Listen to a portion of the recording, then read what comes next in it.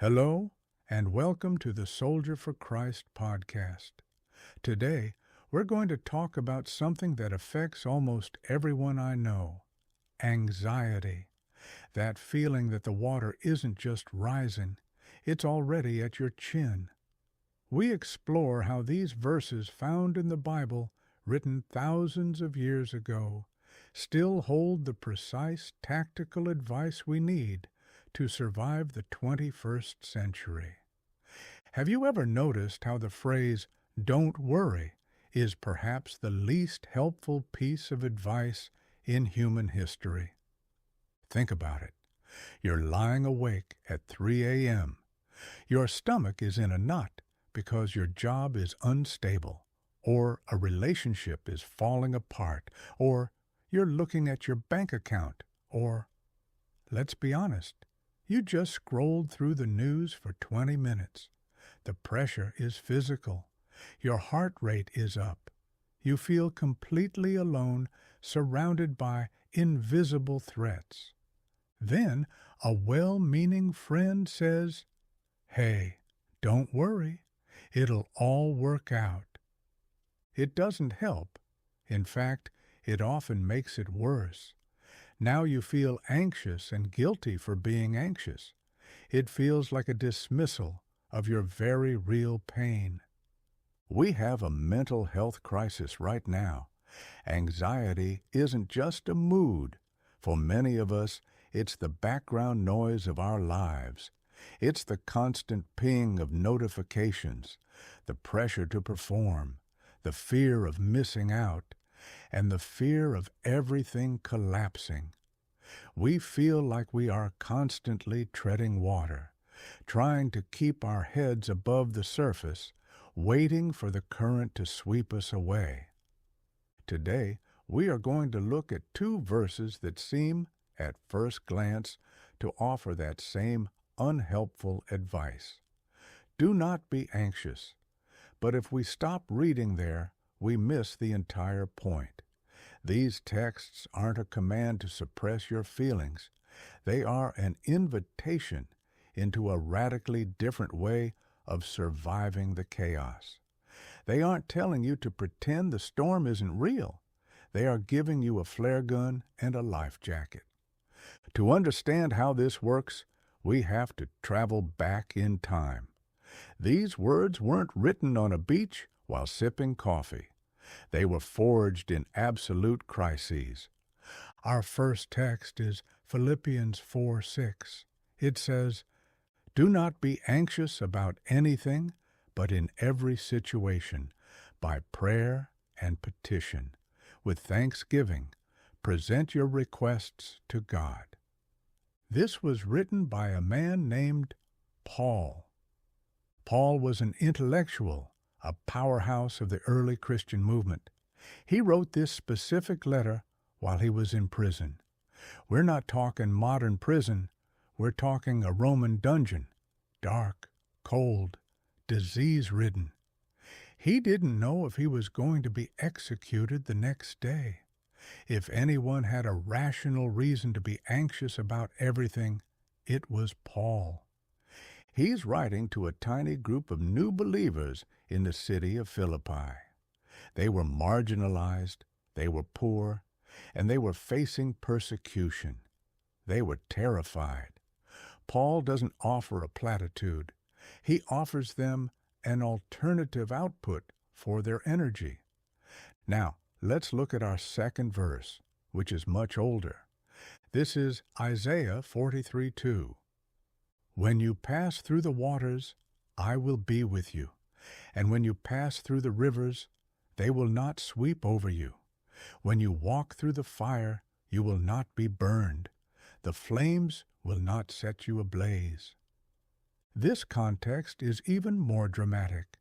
Isaiah was a prophet speaking to the ancient Israelites. This specific section was written during the Babylonian exile. Their entire nation had been conquered. Their holy temple, the center of their universe, had been burned to the ground. They were forcibly marched away from their homes hundreds of miles to live as refugees in a foreign land, modern-day Iraq. When Isaiah speaks about passing through the waters and walking through the fire, he wasn't being metaphorical. He was describing the sensory experience of their trauma. They had physically crossed the flooded Euphrates River as captives. They had seen their city in flames. So, when God, speaking through Isaiah, says, "I will be with you," he's not offering a calm, distant thought. He is a rescue worker speaking directly to a victim trapped in the rubble.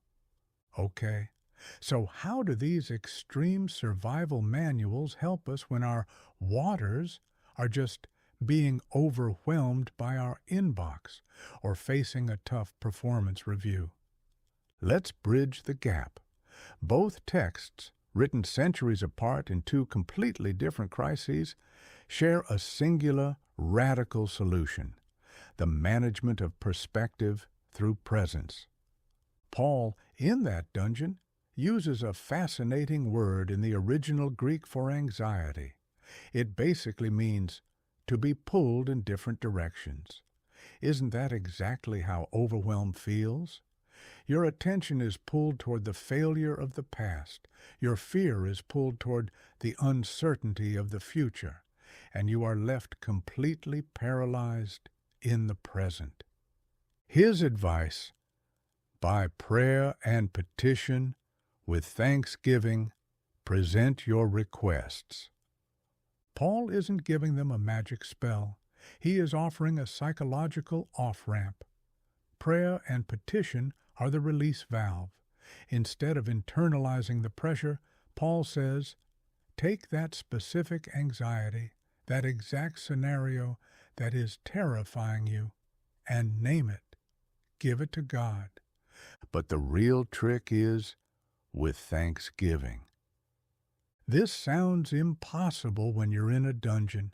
How can you be thankful when you're about to be executed? Here's how ancient wisdom works. Thanksgiving isn't about feeling happy. It is an intellectual discipline. When you force your brain to find one thing to be grateful for in the midst of a crisis, you are breaking the doom loop of anxiety. Gratitude changes your brain state. It forces your neural pathways to shift from survival/panic mode to reflective/analytical mode. Paul's peace, which he describes in the next verse, verse 7, isn't the absence of trouble. It is the presence of stability during trouble.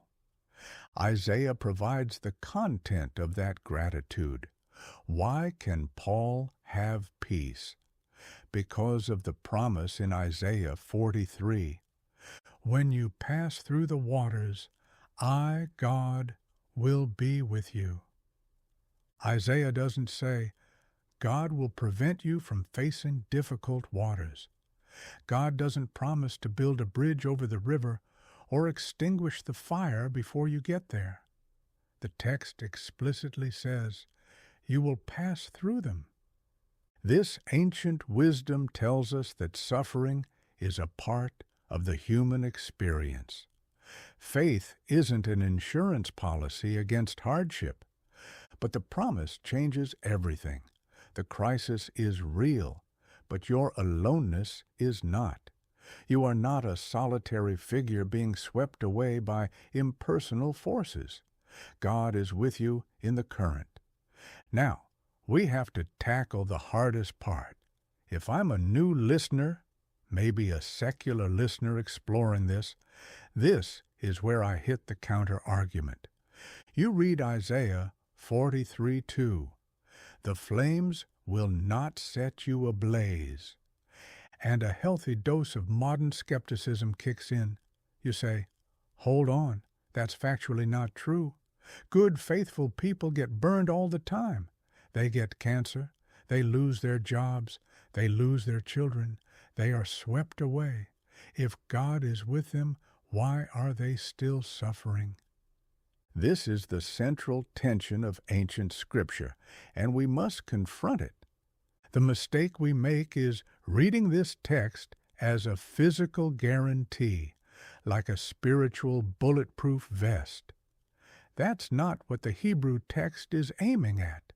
When the Bible speaks of being set ablaze or being swept away, it's almost always talking about your identity, your inner core, the you that matters. The promise of Isaiah isn't a physical bypass. It is a spiritual existential container. It means that the trauma, as real and devastating as it is, does not get to define you. The cancer gets to attack your body, but it does not get to consume who you are. The layoff may destroy your finances, but it cannot burn away your worth. This scripture provides a why and a who that allows you to endure the what. Let me give you a modern metaphor. Think of a high-end thermal wetsuit. When you dive into freezing, turbulent, life-threatening water, that wetsuit doesn't make the water warm. The water is still cold. It will still kill you if you stay in too long without protection. But the wetsuit creates a microclimate against your skin. Your body heat warms that thin layer, allowing you to operate and survive inside the very thing that is trying to destroy you. Philippians 4:6 is the instruction manual. Put on the wetsuit. Use prayer, name your fear, and thanksgiving, shift your mindset, to create that container. Isaiah 43:2 is the warranty. The wetsuit will hold. The cold water will not become your identity. You will emerge, changed by the current, but still alive. If you are new to this faith journey, the key takeaway is that you are not being asked to believe that God will magically fix all your problems. You are being invited to trust that in the absolute worst moments of your life, you are met with a presence that prevents you from being completely erased. This stuff is powerful, but it requires practice. It's like going to the gym for your soul. Let's recap 3 clear takeaways from today. 1. Acknowledge sufficiency, not absence. Faith doesn't mean your problems disappear. Philippians 4 and Isaiah 43 are crisis management tools, not crisis avoidance plans. The fire is real, but so is the God that sustains you. 2. Externalize your chaos. Anxiety is being pulled in different directions. Paul's advice is to take the mental spin and anchor it externally. Name your fear. Petition. Stop treating anxiety as something to fight and start treating it as something to hand over. 3. Use Thanksgiving as a disruptor. Thanksgiving is not about feeling cheerful. It's an intellectual tactic. Finding one small thing to be grateful for in a moment of panic disrupts the doom loop and creates space for a peace that defies logic. Here is your call to action, your one specific homework assignment for this week. Identify your specific river or fire right now. What is the one thing keeping you awake? Tonight, or the next time that anxiety spikes, don't try to not worry. Instead, do exactly what Paul says. Externalize it. Get a notebook or use the Notes app on your phone. Write down the precise situation. Say it out loud if you have to. Name it. And then force yourself to finish with this prayer. God, in this moment, I am thankful for one small physical thing you can observe: a safe roof, a cup of tea, your own breath. Try it once. See if it doesn't give you just enough of a container, just enough of that thermal layer to endure the next hour. And then you can press on and fight the good fight as a soldier for Christ.